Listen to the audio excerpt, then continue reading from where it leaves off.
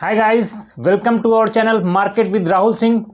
आज हम लोग एनालिसिस करेंगे जो इन्फी से डाटा आता है कि म्यूचुअल फंड में कौन कौन सी स्कीम में कितना पैसा आ रहा है या कौन कौन सी एएमसी के पास पैसा जा रहा है, कौन कौन सी एएमसी में पैसा नहीं आ रहा है।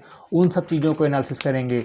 तो सबसे पहले एनालिसिस करते हैं कि सितंबर मंथ का जो डाटा आया है वो क्या बोलता है। बट सितंबर में ये बढ़ के 68.74 लाख करोड़ हो गया। इसके पहले 68 लाख करोड़ था, अभी 68.74 लाख करोड़ हो गया।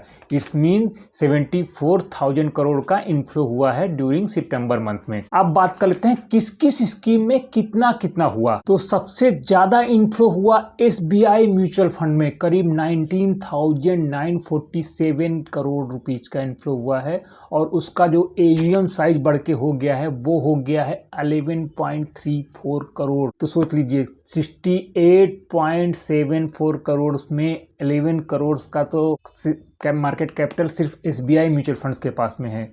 दूसरे नंबर पे है आईसीआईसीआई। इनके पास जो इन्फ्लो हुआ है करीब 11,933 करोड़ का हुआ है और इनका जो एयूएम साइज है वो है 8.89 लाख, यानी पहले और दूसरे के बीच में ही करीब 7,000 करोड़ का डिफरेंस है। Number 1 company, number 2 company.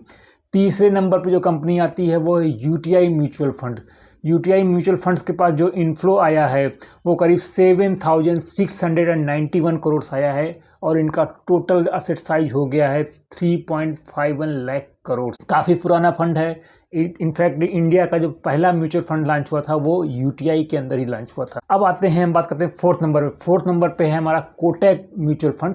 इनके पास करीब 6,734 करोड़ आए हैं और इनका जो एयूएम साइज है टोटल वो है 4.75 लाख करोड़। फिफ्थ नंबर पे है एकमात्र कंपनी जो कि किसी बैंकिंग कंपनी से जुड़ी नहीं है, वो है मोतीलाल ओसवाल म्यूचुअल फंड्स।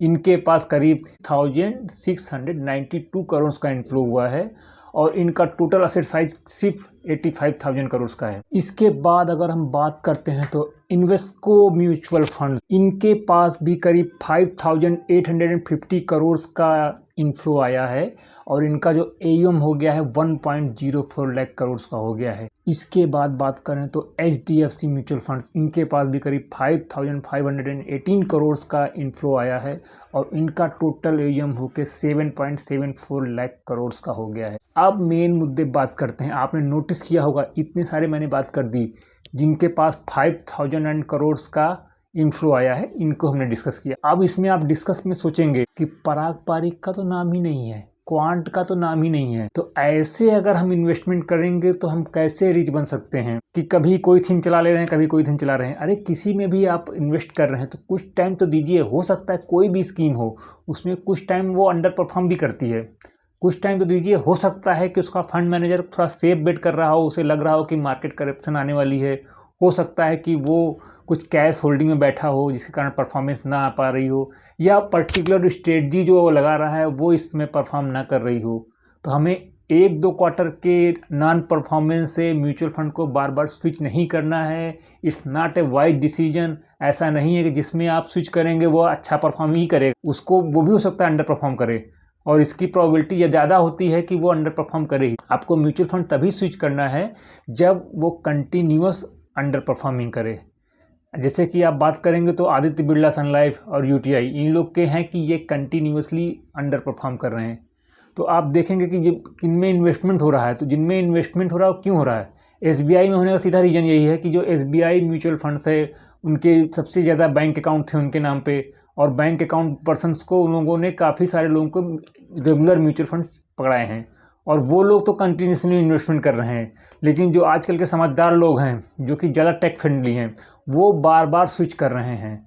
तो बार बार स्विच करना it's not a wise decision for mutual funds. ये स्टॉक नहीं कि आप बार बार स्विच करते रहिए, ये जो स्विचिंग का काम है वो फंड मैनेजर के हाथ में छोड़ दीजिए। आप मत स्विच करिए बार बार, क्योंकि आप इतने समझदार नहीं हैं कि राइट डिसीजन ले पाएँ बार बार।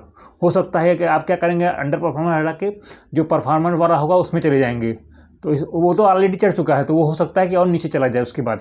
तो ऐसे आप अंडर परफॉर्मर से परफॉर्मर जब जाते जाएंगे अल्टीमेटली होगा कि कोई भी फंड आपको परफॉर्मेंस नहीं करेगा। तो ये एक वाइज डिसीजन नहीं है। इसके अलावा क्या है, टैक्सेबल भी होता है। जब भी हम एक फंड से निकलते हैं दूसरे फंड में जाते हैं तो वहाँ पे हमको इनकम टैक्स देना पड़ता है। ऐसे क्या होता है, अगर हम एक ही फंड में बने रहते हैं तो हमें इनकम टैक्स नहीं देना पड़ता है, और जो इनकम टैक्स नहीं देना पड़ता है उस पैसे पे भी हमें कंपाउंडिंग का बेनिफिट मिलता है। तो इट्स अनटिल अनलेस आपका फंड काफ़ी लंबे टाइम से परफॉर्म ना कर रहा हो, आपको अपना फ़ंड चेंज नहीं करना है, स्विच नहीं करना है। फ़ंड सिलेक्ट करने से पहले काफ़ी सोचना है किस कैटेगरी में जाना है, क्या जाना है।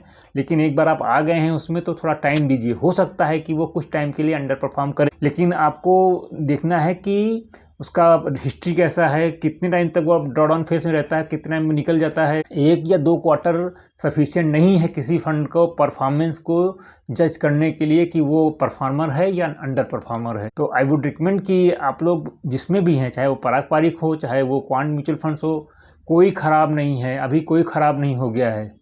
जो अगर फ्रंट रनिंग की बात आ रही है क्वांट पे, तो फ्रंट रनिंग के केस एच पे भी आ चुके हैं, HDFC पे भी आ चुके हैं, आदित्य बिरला सन लाइफ पे भी आ चुके हैं। तो ऐसा नहीं है कि वो लोग ख़त्म ही हो गए हैं। Front running it's part of job. तो ये सब चीज़ें चलती रहेंगी। आपको आपके इन्वेस्टमेंट पे बने रहना है, सो दैट आपको कंपाउंडिंग का फ़ायदा मिले, टैक्स इफ़िशिएंट वे में मिले, और मार्केट के डाउन साइड में आपको निकलना नहीं है। डाउन साइड में तो और रहना है, उसमें हो सके तो उसमें और स्टेप साइज भी करिए, क्योंकि हो सकता है उसकी स्ट्रेटजी थोड़ा कंसोलिडेट कर रही होगी, इसके बाद वो एक्सप्लोर करेगी। तो आप वेट करिए राइट टाइम का। और वाकई में वो 1-2 साल आप परफॉर्मेंस नहीं कर रही है, अंडर अपने बेंचमार्क से भी नीचे परफॉर्म कर रही है, देन आपको स्विच करना है। तो आपको कोई म्यूचुअल फंड ऐसे नहीं सिलेक्ट करना है कि आपको बस कोई और परफॉर्मेंस कर रहा है, ये कम परफॉर्मेंस कर चले जाएँ।